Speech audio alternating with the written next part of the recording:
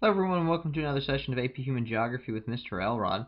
Today we're going to continue on with our topic from last video, which is industrialization and city structure.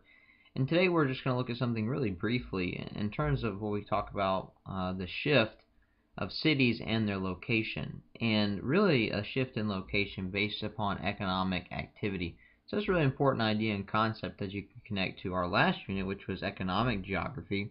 And understanding how the importance of economic is going to create a shift in the geographic location of cities. And really what that does for you in terms of spreading out places of importance, even the changing in places of importance, especially as we've seen in the United States with industrial cities and their decline in importance, unless they're able to make a changeover into focusing on new areas of economic activity. So anyway, there are three basic trends that you can see. Now these aren't all inclusive, but the three basic trends that you can see throughout time of where cities are going to locate themselves because of economic activity. So you look at the world of the pre-1700, so really considering the pre-industrial world, most cities are going to be based upon land-based trading routes, or so they're going to be cities that are land-based trading centers, and so cities mostly are going to situate themselves around overland trade routes. We've talked about that before, and we talked about earlier in the unit. Obviously, with all the money flowing through those cities, you have people of importance, not only of political importance but also economic importance, congregating in that particular area, and being able to control overland trade routes, which means you can control taxation and those types of things, and then of course the importance of roads and developing roads and building roads and keeping roads safe. Things like that. When you move to the post-1700 world, so looking really at industrialization and beyond, we're looking at really the expansion of European domination around the world and the expansion of European trade to other parts of the world, where we begin to get sea-based trade centers really become the places of important cities, and the development of new cities all around the world. If you think about the early American cities that are developed by the various European countries, whether it be France, England, or Spain, most of the important cities that they develop are going to be coastal port cities. Think about the early American cities. You think about the American Revolution period of the development of the American colonies. All of those initial important cities. You think about New York. You think about the port of Charleston. You think about Savannah. You think about Boston, Philadelphia. All of those are coastal port cities set up because of their importance to trade routes coming in from Europe.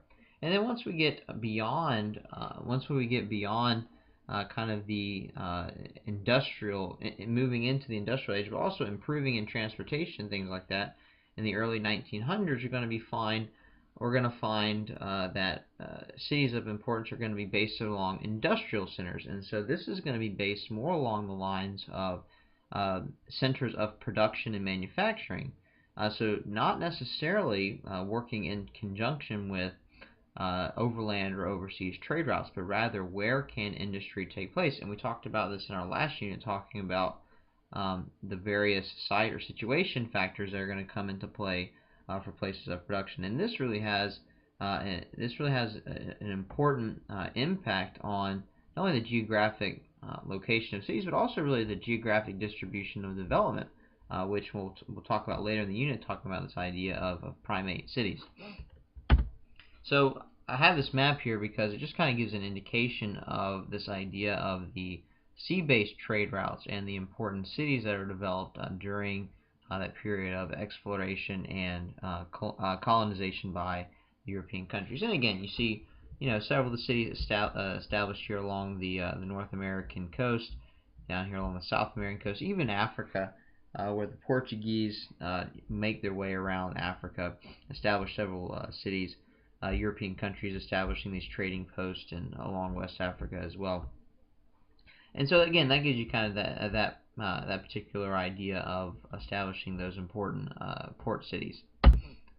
So this is what I was talking about just a few minutes ago, but just to kind of go into this a little bit more, this development of cities based upon industrial centers is significant because what it does is it breaks kind of the old mold of what geographic locations were significant and what kind of what kind of hold that particular people of importance could have over those particular cities. We talked about this earlier in the year, talking about that idea of the primate city, where you have high concentrations not only of political and economic power, but also of cultural power.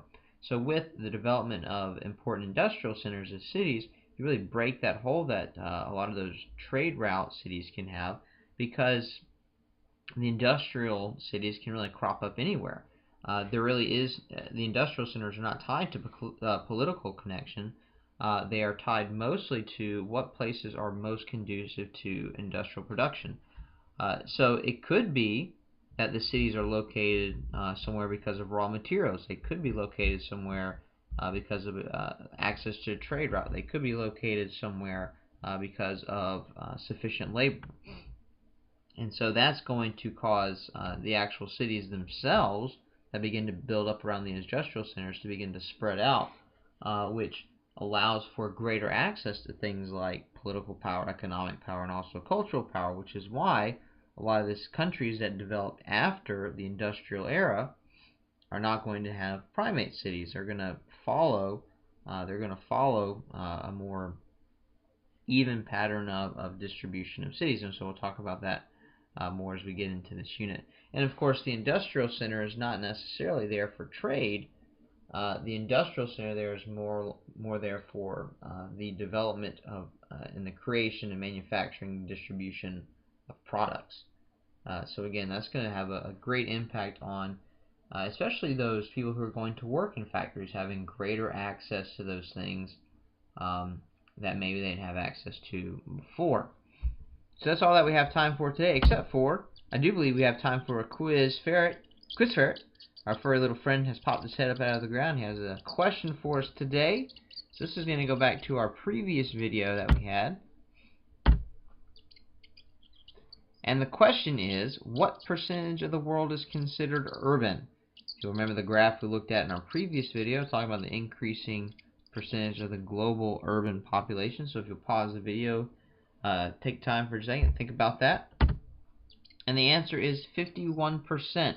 Remember, that's a pretty huge milestone in our world now that more than half of the world is considered part of an urban population, and really the significance that has for economic progress, social development, but also the consumption of materials as people tend to get wealthier as they move into cities. Well, I hope you enjoyed that. If you have any questions or comments, please leave those in the comment box below, and I hope to see you next time.